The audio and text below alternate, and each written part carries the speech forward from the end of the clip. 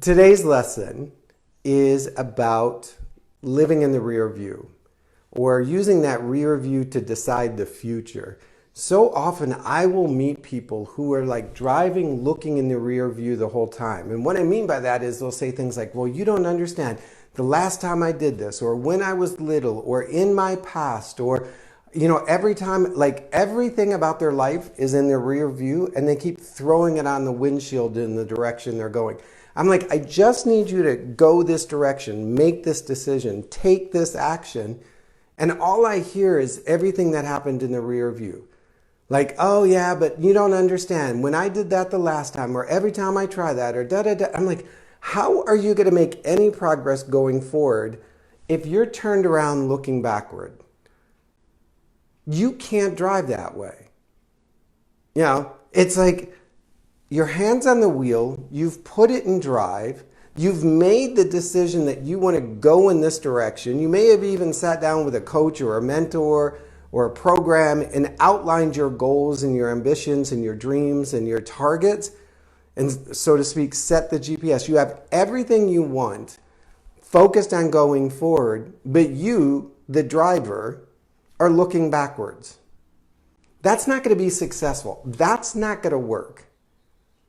That just you're going to crash and you're going to burn, or you'll never get started.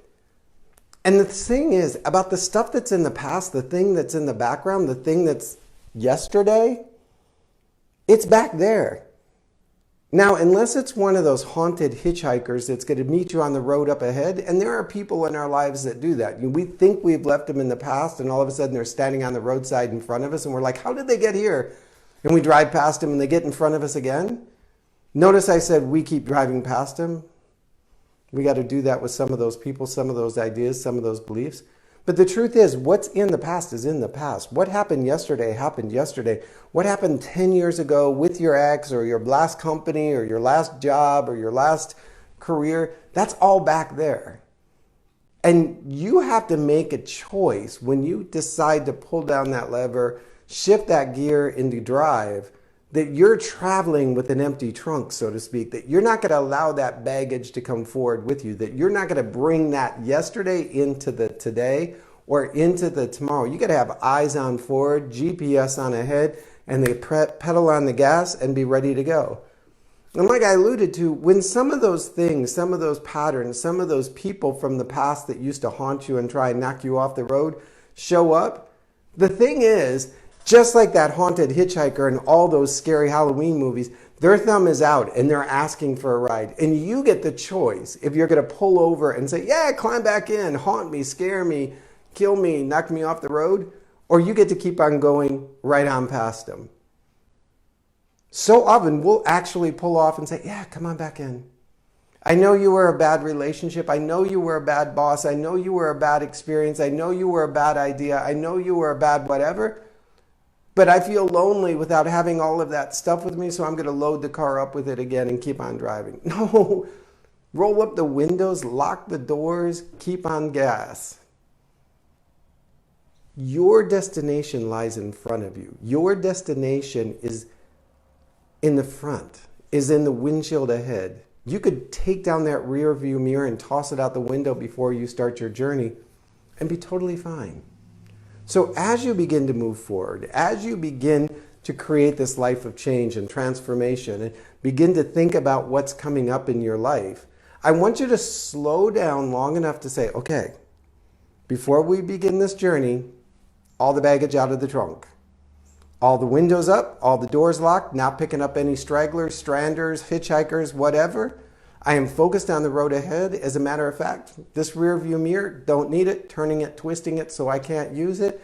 What's in the past is in the past. I am going to commit to going forward as a new start, a new journey, a new beginning, a new day.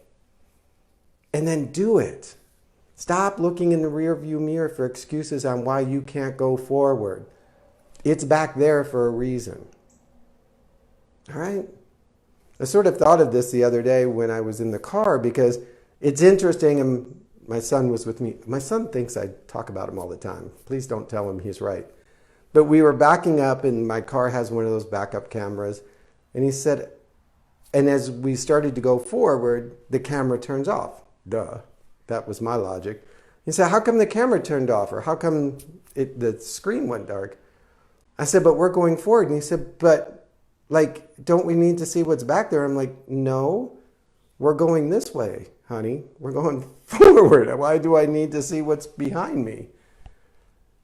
And to me, it seemed very logical, but to him, he thought there might be some advantage of always being able to look back. And then after a while, he's like, yeah, I guess we don't need to see it.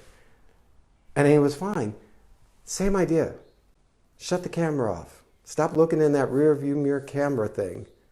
Once you finish backing up and you start moving forward, it has no purpose to you. So quit allowing it to interfere with your success, your plan, your goals, your desires. All right. Well, I hope you enjoyed this lesson on, I guess we'll call it not living in the rear view mirror, or trash the rear view mirror and drive straight ahead.